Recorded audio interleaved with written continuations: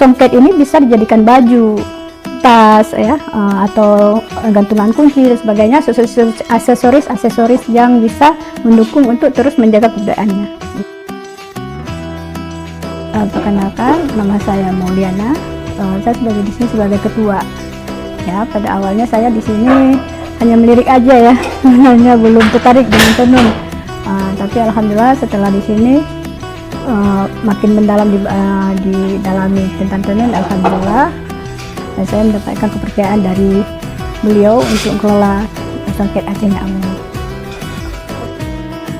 Ya, selain kebudayaan yang harus dijaga ya, itu benar-benar kita menjaga agar sesuatu budaya Aceh itu tidak punah pada jalan tengahnya, tuh benar-benar dikenal dan membuat kembali lebih booming.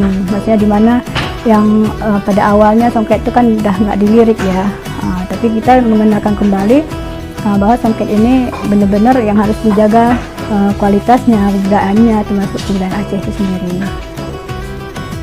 Kalau pada masa Nyak Amu itu udah di tahun 1973 itu udah ada, namun sebelumnya songket itu sudah sejak sama neneknya Nyak Amu ya, Nenek Naim, itu udah jauh-jauh hari, itu udah sangat lama.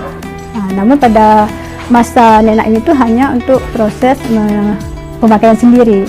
Namun di Nyak Amu sendiri di tahun 1973 itu sudah mulai ada pencerahan untuk penjualannya juga, untuk membudayakan kembali.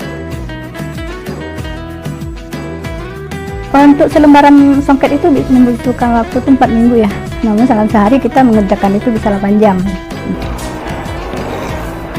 Ini benang emas ya, benang emasnya ini untuk bunga, untuk motifnya.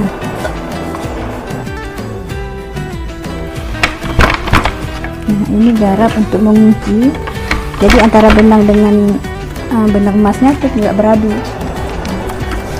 Jadi setiap budi ini berkarakter dia 3 kali ya. Namun jika ada memang pesan yang urgent, itu bisa dalam satu setelan itu 1 bulan.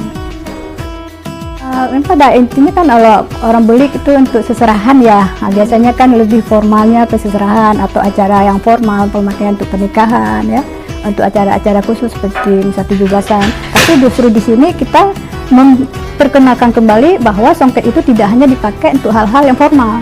Bagaimana kita memperkenalkan kepada milenial itu bahwa songket ini bisa dijadikan baju, tas ya, atau gantungan kunci dan sebagainya, aksesoris yang bisa mendukung untuk terus menjaga keberadaannya.